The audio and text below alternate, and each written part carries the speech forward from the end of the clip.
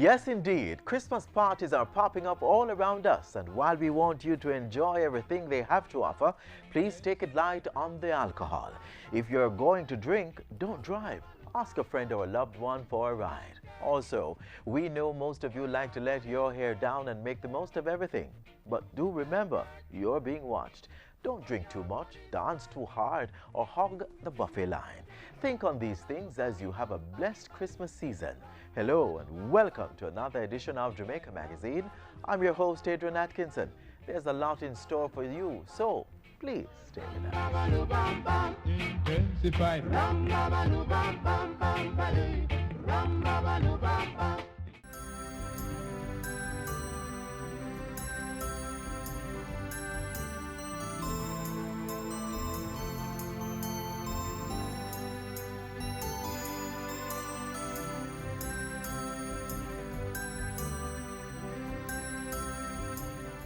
Happy holidays from the Jamaica Information Service.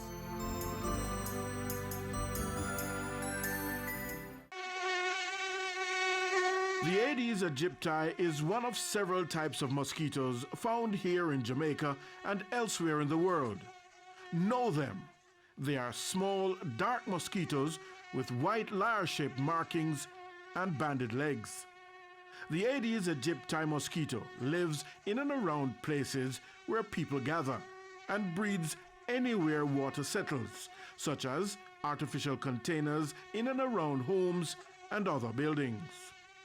It's a vector that transmits the virus that causes a number of diseases, such as dengue, chikungunya, and the Zika virus. Find them, destroy them. Cover water containers to prevent mosquitoes getting inside. Dispose of garbage containers to prevent water settling in them. And frequently check and empty any container that water might settle to ensure these are kept dry. And scrub vessels clean to get rid of eggs. The Aedes aegypti mosquito. Don't give it a home.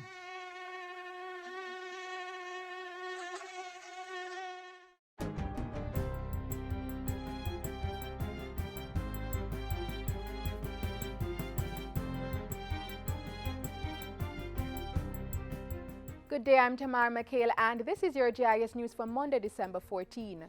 The first batch of young people recruited to educate Jamaicans about the Zika virus and mosquito-borne diseases will begin a training exercise this week.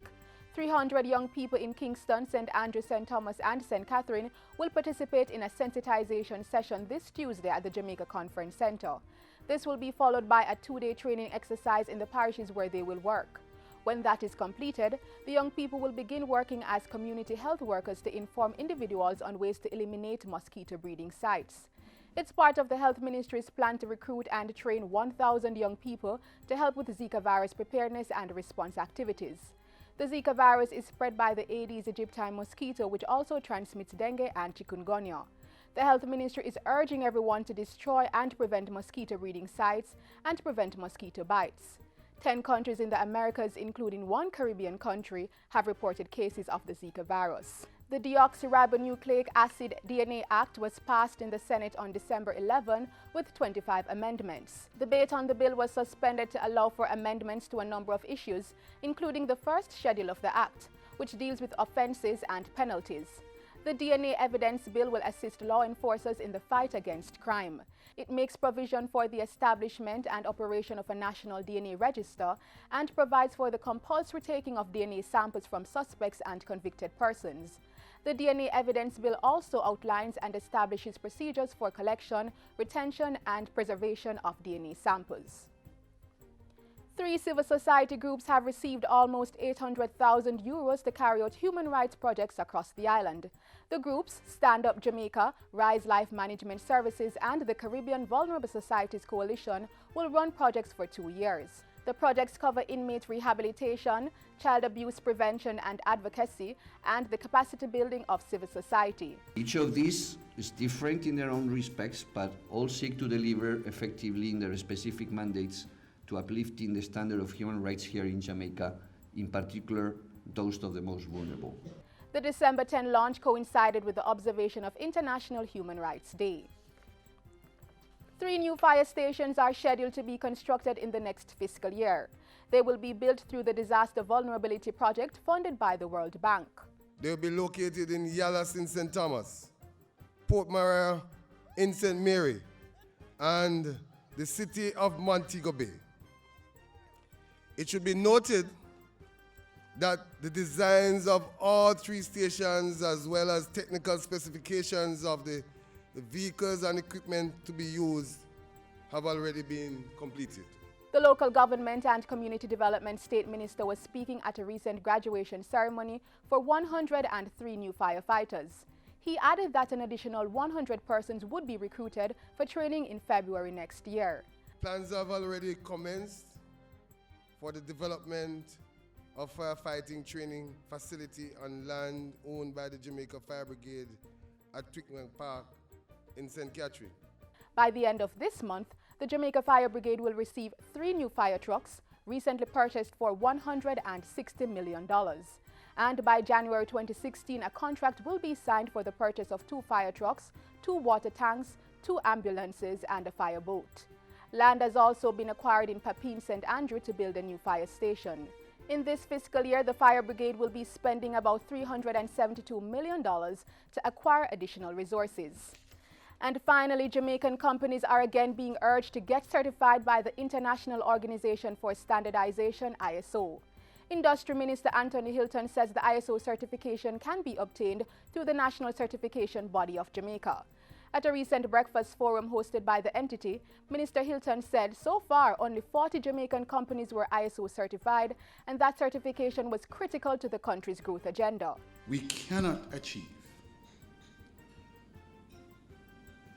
the growth that we need without leadership at all levels around this question of quality, and a critical part of it being standards. In the meantime, Minister Hilton has commended the Office of Utilities Regulation on acquiring ISO certification. He presented the entity with its certificate of conformity to ISO 9001-2008.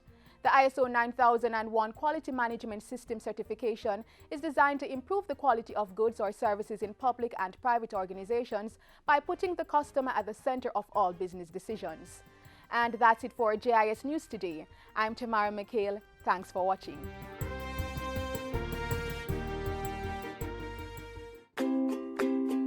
Jamaica, among the top 10 most improved economies in the world. That's right, our island's business environment has advanced to the extent that the World Bank has noticed. The multilateral agency has named Jamaica one of the most improved economies globally in which to do business in its newly released Doing Business Report 2016. This ranking is attributed to Jamaica's implementation of 4 major reforms over the past year.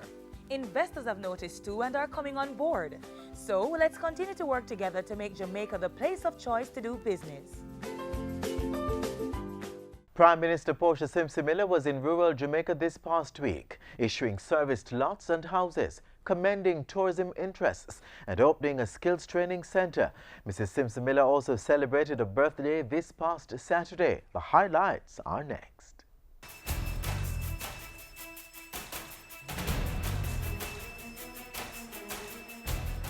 This week on Jamaica House Weekly, more housing solutions for Western Jamaica. Armadale Skills Training Center opens, and Prime Minister urges tourism interests to invest in culture tourism. The NHT will be having discussions with building societies and other institutions. We want to explore the possible ways and means to make investment in housing more attractive to them. Prime Minister Portia Simpson Miller unveiling one of the plans to meet the demand and eliminate the challenges for housing. She said changes to the National Housing Trust's loan policies have also resulted in an increase in new constructions, with reports of a private developer building 1,100 new housing units in Montego Bay, St. James. Last month, the NHT reduced interest rates for all new borrowers by 1% and increased the loan ceiling from $4.5 to $5.5 million for those buying and constructing new housing units. The Prime Minister added that the NHD was in the process of concluding discussions with another private developer to build 1,500 new houses in St. James. The NHD is also concluding arrangements to provide interim financing for the 3 housing projects. One located in Hanover will provide more than 1,000 new housing solutions. Another will provide 244 housing solutions in St. James. The third will provide 116 housing solutions in St. Catherine. The Prime Minister was speaking last Wednesday as she handed over 113 housing units as well as residential and agricultural lots at Castletown in Balaclava, St. Elizabeth. The development includes paved roads, stormwater drains, water supply, electricity, street lights, named street signs, and traffic signs. The 53-acre NHD development is worth $237.1 million. On Thursday, Mrs. Simpson Miller officially opened the refurbished Armadale Skills Training Center in St. Anne. The center is part of recommendations from the Commission of Inquiry into the Armadale fire in 2009. Mrs. Simpson Miller says the Skills Training Center will assist in the reintegration of youth offenders into society. This matter of reintegration is an important issue for me. You see, I'm working to do all that is possible to open up opportunities for our youth. This includes a second chance for those who have gotten in trouble with the law. The Skills Training Center will serve the communities of Armadale, Alexandria, Kensington, Bethany, and other communities in the area. Partners for the construction included the Heart Trust NTA, the Department of Correctional Services, Noranda Bauxite Company, and the Social Development Commission. Before opening the center, the Prime Minister was in Westmoreland addressing the 14th Annual Travel Agents Awards ceremony at Sandals White House.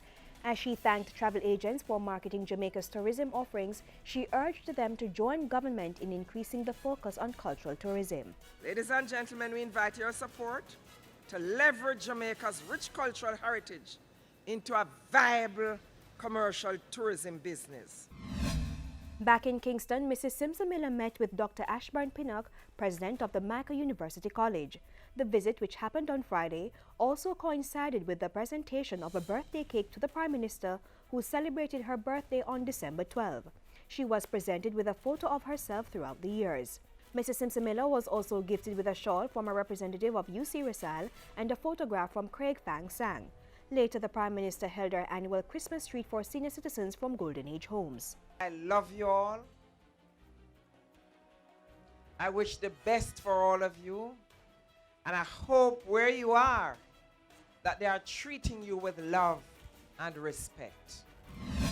On Sunday, Mrs. Simpson Miller attended the opening of the Holy Year of Mercy at the Holy Trinity Cathedral. In the Jubilee Year of Mercy, which began on December 8, the Holy Door is opened for persons to be pardoned and forgiven. At Sunday's service, the congregation also sang Happy Birthday to Mrs. Simpson Miller.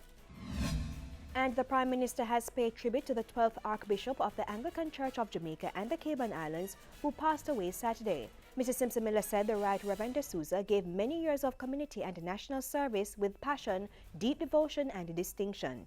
And that's it for this week's edition of Jamaica House Weekly. Join us next time for more of the stories coming out of the office of the Prime Minister.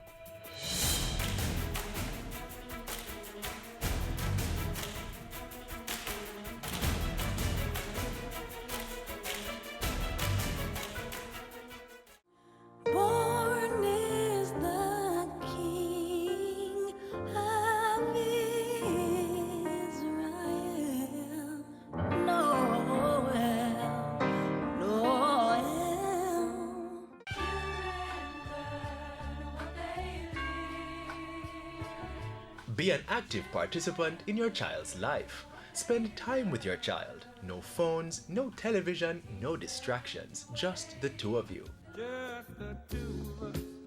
Get to know your child through play.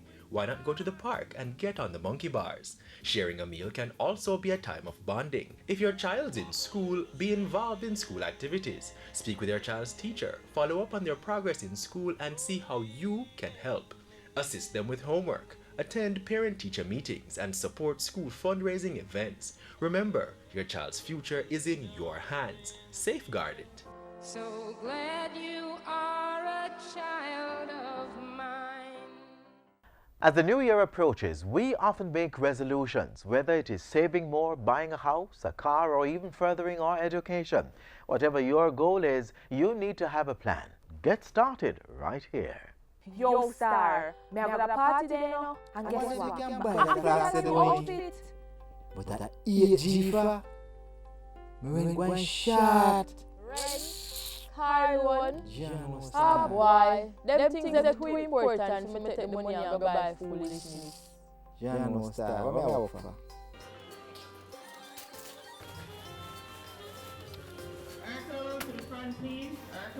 It's the no money but enough things to buy period. How do you balance the equation? The first thing you need to do is create a budget and stick to it. It's just a matter of looking at your expenditures and how you're going to pay for them.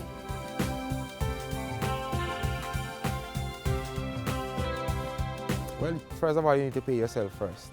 For the absolutely critical expenses like your utility bills, your rent, putting aside the money for your bus fare, and your taxi fare, and your lunch, those need to come out. Because at the end of the day, if you don't have those, then you probably won't have a job. Then you need to set aside money for a rainy day, just in case something unexpected occurs. If my living expenses is 30% of my income, then I need to have, roughly that amount set aside. Roughly maybe 4 or 5 times that amount set aside in a rainy day fund or in an account that I'm not going to touch. Pencil, paper, and a calculator will do the trick. But if you want to be a little more techno-savvy than that, you can use Microsoft Excel or an online budget calculator. By writing it down or by putting it down on paper, you will be able to see where it is that you can actually make some savings, because you'll recognize that, I've been spending 5% of my income on whatever it is, which is not a necessity. You might argue that you take advantage of discounts in order to cut back on expenses, but that discount may not quite be the bargain you think. It may be that retailer or that person selling that item actually had a higher price than the average in the market, and what they have done is given a discount, and their discount has just come back in line with market, while if you had shopped around, you would have gotten it for a much cheaper price. Also, the product may not be of a high quality, so look more closely at those so-called discounts. Now, from time to time, you hear people complaining that they cannot save. Their expenses far outweigh their income. So is saving really realistic? Yes, it is. This adage couldn't have phrased it better. One cocoa, full basket. It's not true that you need to have $10,000 to start. You can start with 100, 500. You just put it aside and you keep adding to it. Because if you think about it, if someone were to come to you every day and beg you for $1 for 20 years, how much money would that be? Another suggestion, ignore things that aren't important or absolutely necessary. Okay, I go out and I see that bag or that shoe or that shirt that I want to buy. I think I really need it, but then when I think about the fact that I have $500 saved and I really wanted to have $1,000 saved by the end of the month, and if I buy the shirt, then obviously I'm subtracting away from my saving or my investment, and you make the sacrifice. Now, savings should not be confused with investments. Saving is basically taking your money and putting it in a safe investment. So the primary objective there is preservation of your principal or your capital. So your objective is not to lose it, but it's also not to grow it significantly. So you're not taking on a lot of risk. Investing now is when you have a plan, and you're trying to reach an objective, and then you're trying to work out what is the rate that I need to earn in order to achieve this objective. Let's put it another way.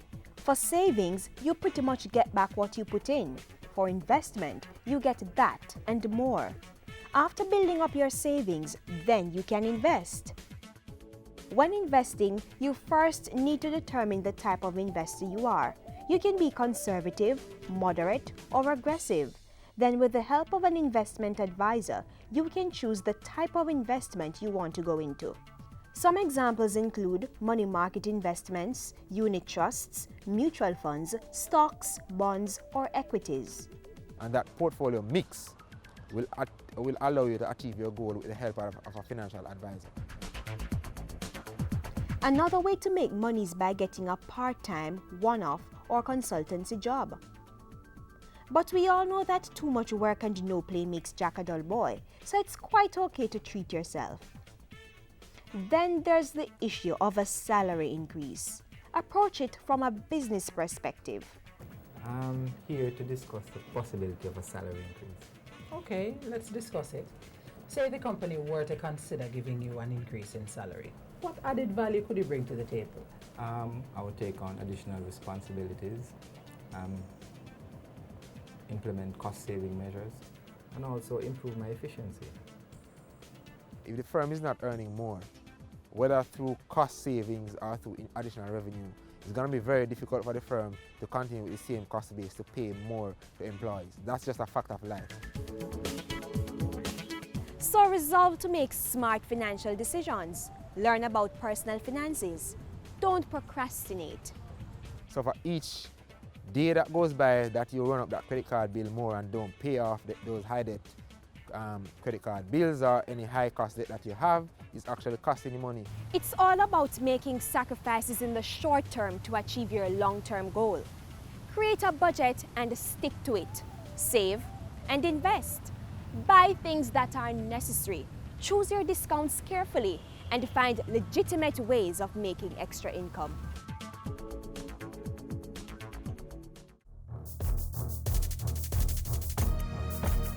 You as parish managers, you as regional managers know your role to do your inventory now, to see what you have and to mobilize the country.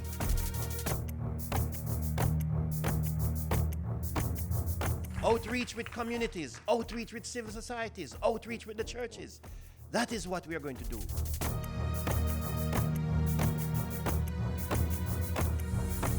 We are going to call on every single Jamaican.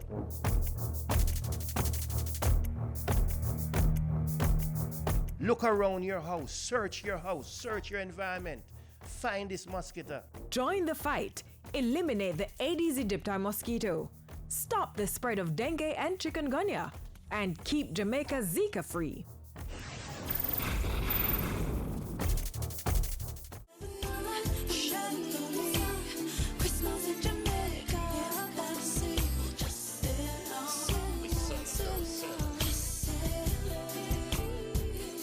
The road environment during the holidays can be dangerous. We don't want you to increase your risk of a road mishap, so we encourage you to put away the phone and concentrate on the road.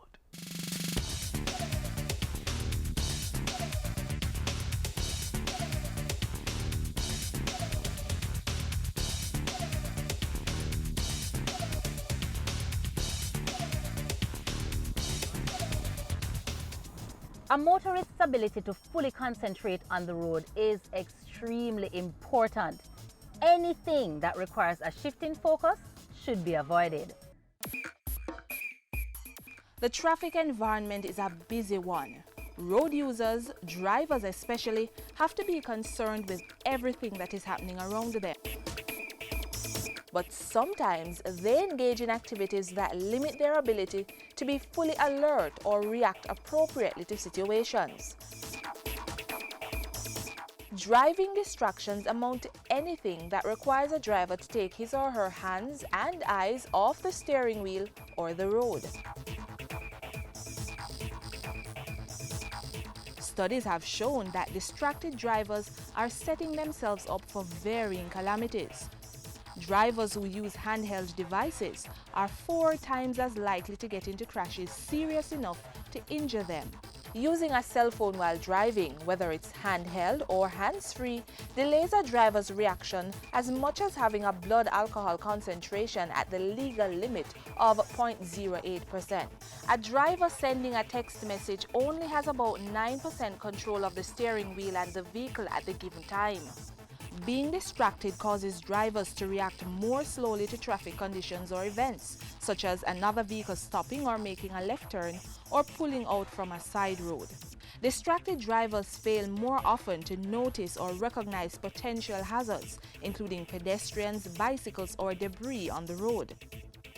While these statistics are mainly from the United States, the situation in Jamaica is no less alarming, and authorities are taking note. Consultation is taking place here in Jamaica about a law to ban the use of cell phones while driving by imposing fines and other sanctions.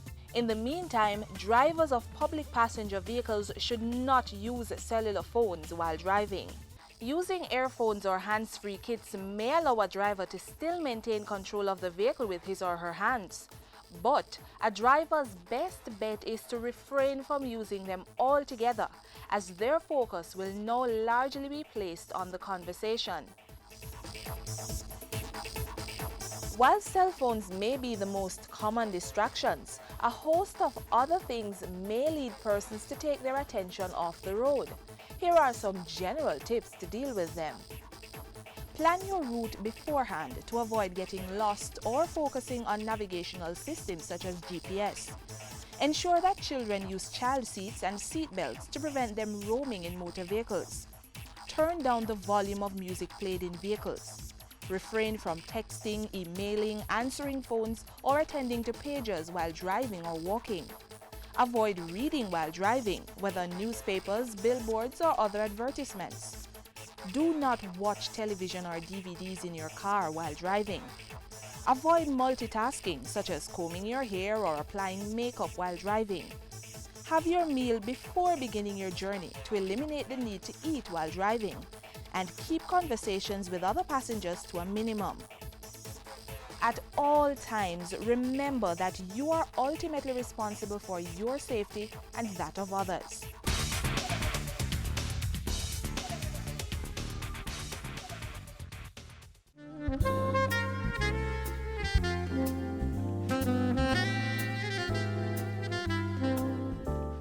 And that's our show. We hope you enjoyed today's offering. If you need further information, email us, jamaicamagazine@jis.gov.jm. You may also visit our website, jis.gov.jm. We have social media covered, so like us on Facebook or follow us on Twitter. There's also a mobile app that you can download from the Google Play Store. On behalf of the entire team here at the JIS, I'm Adrian Atkinson, thanking you for watching. This has been a production of the Jamaica Information Service, the voice of Jamaica.